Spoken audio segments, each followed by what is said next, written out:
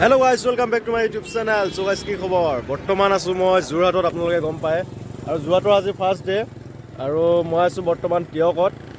যেহেতু ৰাতিপুৱা এতিয়া 7টা বাজিছে আৰু মই থব আহিলো আমাৰ ডাঙৰ ভিনদেউ। তেখেতে শিৱসাগৰ যাব আৰু তেখেতক মই থলো আৰু দেখিছনে তামাম কুঁৱলী পৰি আছে। আৰু আজি যাম ঢেকীয়াখোৱা বৰনামঘৰত।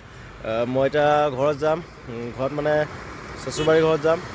বাইক চাইক লৈ আহিছোঁ আৰু এয়া মানে আপোনাৰ কাপোৰ চাপোৰ চেঞ্জ কৰি ল'ম, গা চা ধুই ঢেকীয়াখোৱা নামঘৰ যাম। চ' গাইছ ব'লক ভিডিঅ'টো আৰম্ভ কৰোঁ।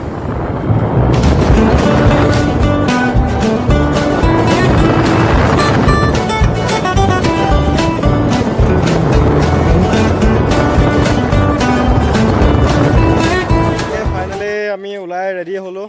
এফালে মোৰ ৱাইফৰ পূৰা ব্যস্ত হৈ আছে আৰু ওলাই হৈ গ'ল। আৰু এফালে আমাৰ বা আছে, একদম মানে বগৰী চুবাই আছে পূৰা। বাতিটো চাওঁ, বাতিটো পূৰা বগৰী চুবাই আছে। আৰু আমাৰ দেহা মানুহ এইফালে হৈ গ'ল, মানে কি হ'ল বাইকখন নাই অহা, বাইকখন মানে বৰ্তাই লৈ গ'ল আৰু সেইটো কাৰণে অকণমান ৰখি আছোঁ বাইকখনৰ কাৰণে। আৰু আহি পালেই আমি যাম ঢেকীয়াখোৱা নামঘৰ। চ' গাইছ আমি ঢেকীয়াখোৱালৈ যাবলৈ ওলাইছিলোঁ, তেনেকুৱাতে আইতা এগৰাকী লগ পালোঁ। আইতাৰ বয়স কিমান আপোনালোকে জানিলে পাগল হৈ যাব। আইতাৰ বয়স হৈছে 107 বছৰ আৰু কি ক'ম আৰু ভাষা নাই। আইতা লিলি মাই তুমি থাকা যাকৈ বাই আমি থাকো তোমাক চাই তোমাক আমি নিব পাই আমি যাম ঢেকীয়াখোৱা বৰনামঘৰ। চ' গাইছ ব'লক। আৰু যে আপোনালোকে দেখিলে আইতাগৰাকী সঁচাকৈ 107 বছৰ বয়স, মই শুনি পাগল হৈ গৈছোঁ। আৰু 107 বছৰ বয়সতো ইমান ধুনীয়া কণ্ঠ। চ' গাইছ ফাইনেলি পাই গ'লোহি আমি ঢেকীয়াখোৱা বৰনামঘৰ প্ৰথমখন গেট। আৰু আমি চিধাকৈ যদি যাওঁ যোৰহাট মেইন টাউন পাম, আৰু এইফালে যদি যাওঁ আমি পাই যাম ঢেকীয়াখোৱা বৰনামঘৰ।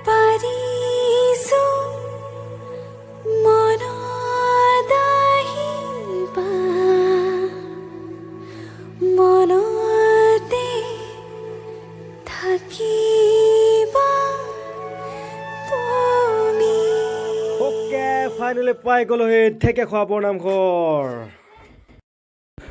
আৰু এতিয়া আমি চাকি ল'ম, চাকি তাকি লৈ এতিয়া যাম মন্দিৰৰ ভিতৰলৈ। আৰু চাকি ল'লোঁ দুগছ, কাৰণটো মই এতিয়া নকওঁ, অলপ পাছত ক'ম। অ'কে ফাইনেলি পাই গ'লোহি ঢেকীয়াখোৱা বৰনামঘৰ। আৰু এতিয়া চাকি তাকি এনেকৈ ল'লোঁ। আৰু এইফালে দুইটাই আজি ৰঙা পিন্ধি আহিছোঁ পূৰা। মোৰ ইমান নাই, পূৰা খালী হৈ আছে, ভিতৰত যাই লওঁ কি হয়। আৰু এতিয়া এয়া ধুনীয়াকৈ হাত চাত ভৰি ধুই পেলাই এতিয়া যাম ভিতৰলৈ।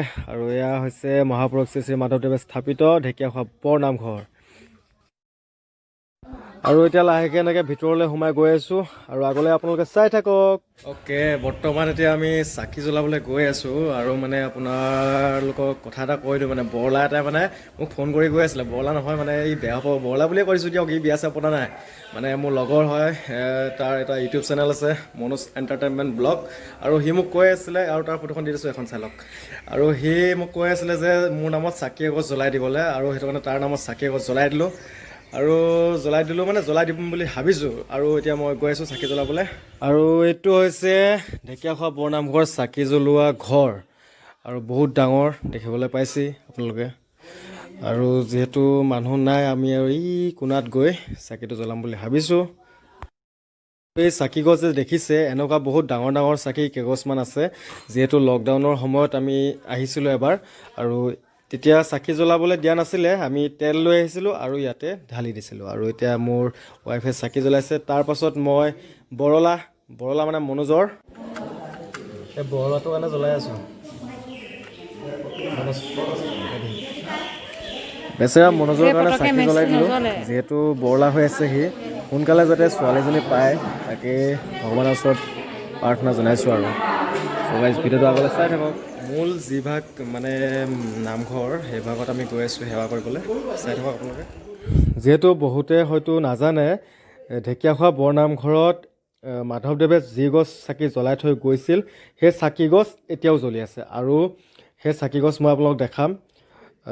আৰু এইখিনি যে দেখিছে, আৰু ইয়াতে ভাদ মাহত তেখেতলোকে নাম প্ৰসংগ কৰে, যিহেতু এতিয়া মানুহ নাই ইমান। আৰু এইভাগে হৈছে মূল থাপনা ভাগ। আৰু এই চাকি গছ যে দেখিছে, এই গছে হ'ল সেই গছ চাকি, যি গছ চাকি আজি পৰ্যন্ত ধৰি জ্বলি আছে আৰু সেই চাকি গছে মাধৱদেৱে জ্বলাই থৈ গৈছিল। মোৰ পাছফালে যিভাগ দেখিছে আপোনালোকে মহাপুৰুষ মাধৱদেৱে শংকৰদেৱক 1450 শকত তেখেতক ভৰি ধুৱাইছিলে এই মহাভাগত আৰু এতিয়াও ইমান ধুনীয়াকৈ ইয়াত সজাই মেলি থোৱা হৈছে।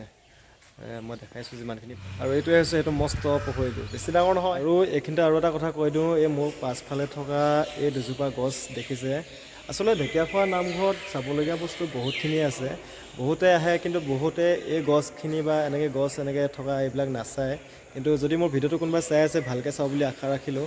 আৰু এই গছ দুজোপা ৰুইছিলে মহাপুৰুষ শ্ৰী শ্ৰী মাধৱদেৱে 1450 শকতে ৰুই থৈ যোৱা গছ এতিয়াও আছে। অ' মাই গড।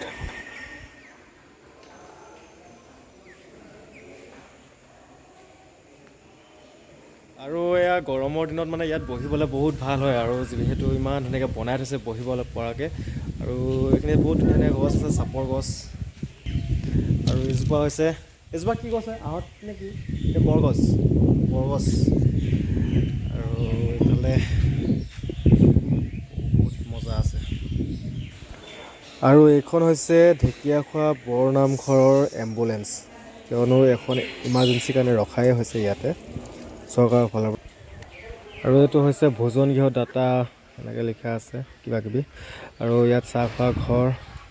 আৰু এইফালে বহুত দূৰণিৰ পৰা যদি যাত্ৰী কোনোবা আহে মানে ইয়াতে থকাৰ ব্যৱস্থা কৰা হৈছে। আৰু এইফালে এনেকৈ আছে। আৰু অকণমান আগত আছে ভঁৰাল ঘৰ, যিহেতু কিবা কিবি ৰখা হৈছে চাগে, মই ইমান বৰকৈ নাজানো। অপেক্ষাবোৰ মৰমেৰে মনতেই সাঁচি থৈছোঁ, দলিচা পাৰিছোঁ, মনলৈ আহিবা। দলিচা পাৰিছোঁ, মনত আহিবা, মনতে থাকিবা তুমি। যিমানখিনি পাৰিলোঁ মই সিমানখিনি দেখাবলৈ চেষ্টা কৰিলোঁ। আৰু আজি মানুহ একেবাৰে কম আছিল, সেইকাৰণে আমি মূল যিভাগ মানে থাপনা তালৈ আমি যাবলৈ সুবিধাটো পালোঁ আৰু ভাগ্যখন ভাল আছিলে। আৰু যিহেতু আপোনালোকক দেখালোঁ মাধৱদেৱে যি গছ চাকি জ্বলাই থৈ গৈছিল সেই চাকি গছ আজিও জ্বলি আছে। আৰু সেইভাগ চাবলৈ আমাৰ কপালখন একদম ভাল আছিল। আৰু আপোনালোককো দেখালোঁ। যদি এই ভিডিঅ'টো চাই আছে আপোনালোকে চাব পাৰিব। আৰু যদি ভিডিঅ'টো ভাল লাগিলে প্লিজ লাইক কৰিব, কমেণ্ট কৰিব, ছাবস্ক্ৰাইব কৰিবলৈ নাপাহৰিব। আৰু যিবিলাকে নতুনকৈ মোৰ চেনেলটো চাই আছে প্লিজ কৰি দিব।